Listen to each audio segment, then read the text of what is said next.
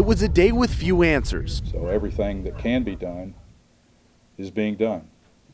But as of right now, we have not located Malik. More than 150 volunteers and 50 law enforcement officials continued combing a 25-block area around West Park Avenue in Searcy Monday, looking for any details that might lead them to the missing 2-year-old. It just ripped my heart out.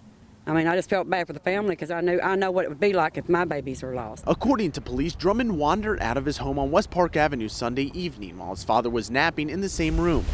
After initially saying they did not suspect foul play, Searcy police are now saying they are looking into every and all possibilities. Blunt way to say this, folks, is a missing child is your worst nightmare for a law enforcement officer, probably second only to the parents themselves.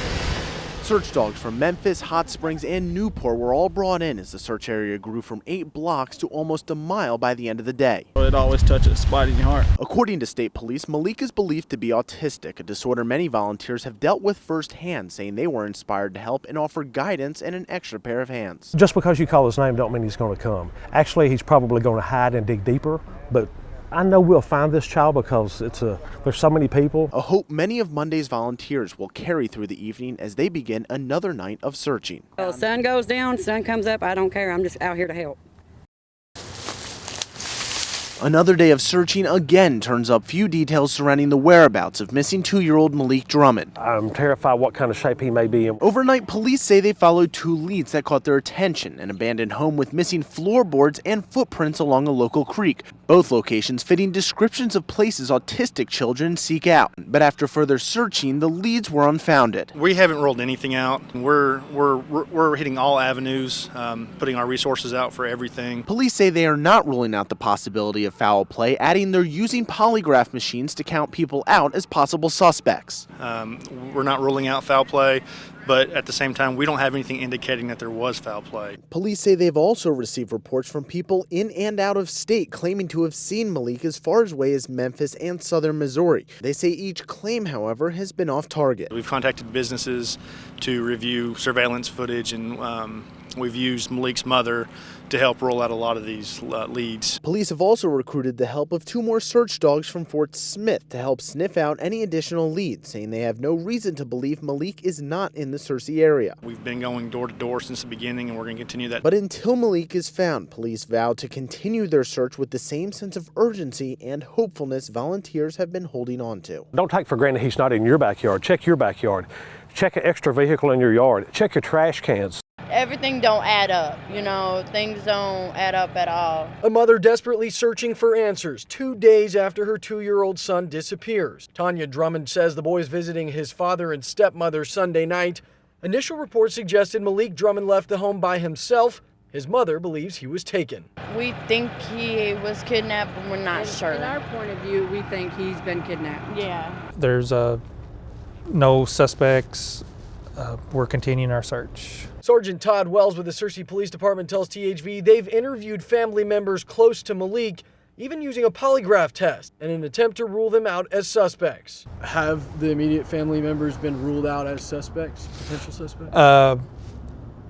I couldn't answer that question. That would be a question you have to ask the investigator. And even with more questions than answers, Malik's mother isn't giving up hope, keeping her phone by her side, waiting for the call that could reunite her with her son. It's hard to not cry, I cry when I'm not around anybody because, I'm trying to show people that I'm strong, I'm trying to keep my head up for my baby, I'm trying to do the best I can for him.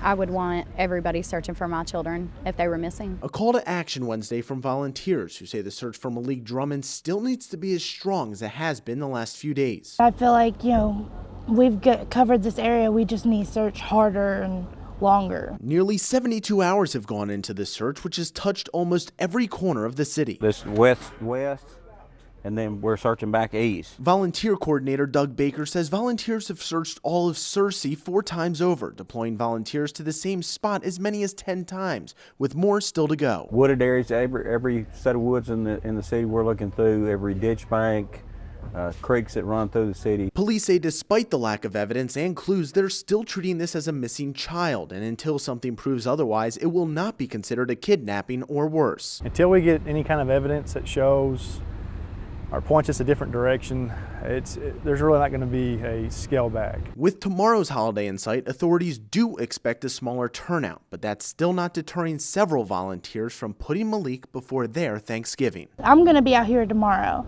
I've done postponed Thanksgiving dinner, and I'm going to be here. Really? Because that little boy is counting on everybody. Volunteers showed up again today to search for Malik Drummond, but they're not concerned about sitting down for dinner. They're concerned about a missing boy and what his family is thinking without him there today. My hearts go out to them. I can only imagine what they're going through. You know, it's got to be the most horrific feeling to have a child missing. Priorities in Searcy have changed this Thanksgiving. The Block family pushing their dinner aside to join the search for Malik Drummond. We're praying for him, and we won't give up because we know he's out there. Corporal Steve Hernandez says Searcy PD is working with the FBI, the Center for Missing and Exploited Children, and state police. We actually have 2 more dogs that I know of coming in from another area. They're traveling today, and we're going to start working them tomorrow morning. They've sent volunteer crews throughout and around the city to continue looking for any sign of the boy. Even though today's a holiday, people are still coming out, people are still searching, and it says a lot about the community of Searcy. West Grace Baptist Church provides traditional favorites to those who show up to search. Many are asking themselves, what if this were my child? And it warms our heart to know that so many people show up and give up, you know, a Thanksgiving, or that children give up a day that they could sleep in, and they're out here looking. Hernandez says they've previously found young children lost in the cold, and they're hopeful they'll find Malik alive. Oh, I hope that he's found safe and sound, you know, and that he's just cold and hungry, and, you know, that he gets back with his family as soon as possible. There's such a strong sense of urgency that this is priority 1, so I mean it's really all we're working on. Since volunteers first began searching for Malik Drummond, the support has been immense, but the number of details scarce. What facts do you have right now? Well, I mean, obviously we still have a missing kid out here, and the fact is we don't know where he's at, so not many. It's led to frustration, which police say they get, but at the same time urge people to be understanding. Everybody's got their own opinions and theories, but you know, we're dealing with facts. Since word came out that officials were using polygraph tests to sift through suspects last week, the public has pressed for results, but police say they cannot release information close to the investigation and ask for people to understand that as well. I think it's pretty unfair to the family to speculate. You know, again, we deal in facts and not theories, and not, you know, innuendos, and not so-and-so didn't appear to be emotional enough. Questions have also surrounded the tips police are getting. They get dozens, if not hundreds, each day and investigate them promptly, but will not delve into more detail to deter more speculation. We're investigators, you know, so we operate on theories, but our theories are based on the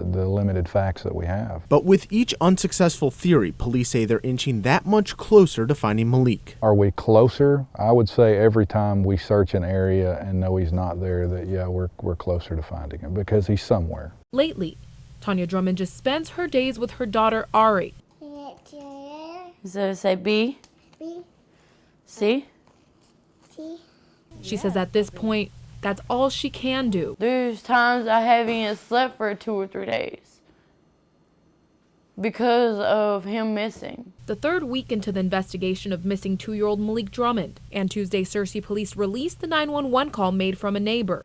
911, what's the address of your emergency? What's going on there, ma'am? Oh, my neighbor's son is missing. He's 2.5 years old. Tanya is now staying with that neighbor and says the situation is becoming harder to deal with. Even looking at his pictures and just talking about him hurts. Tanya says she understands why police are keeping information from her and Malik's father, but she says every parent has a right to know. Anything. I just want to know what they, you know, coming up with about my son. I know they ain't trying to put it out there because, you know, it might ruin their investigation, but I just want to at least know. It's not worth risking the investigation just to answer some of these questions that are out there. Corporal Steve Hernandez says information needs to be kept concealed to follow protocol. Nobody is ruled out at this point. It just don't seem right. If you start giving the information out before you're done clearing the case, you've just jeopardized your whole case. I don't know what else more to do other than just to let them do their job.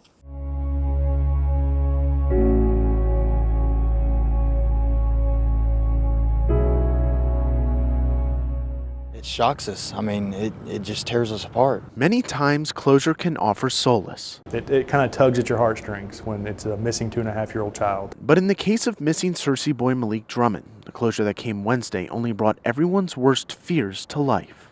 I started crying and woke my brother up and told him, Zach, Jeff killed Malik. Jeff killed Malik. He was never off our radar, but we couldn't make an arrest based on assumption. Police wouldn't say what evidence came forward, only that they had enough to arrest the boy's 43-year-old father.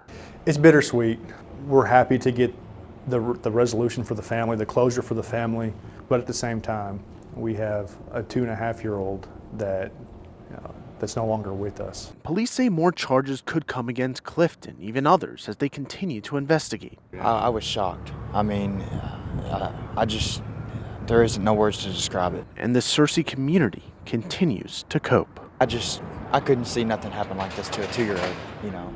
This is hitting her more than when he had come up missing because she still had that hope. There's no hope no more. Malik Drummond was last seen at his father's house in Searcy. Clinton told police the autistic 2-year-old wandered out the front door while his father was napping. That story never sat with Shay Beeson.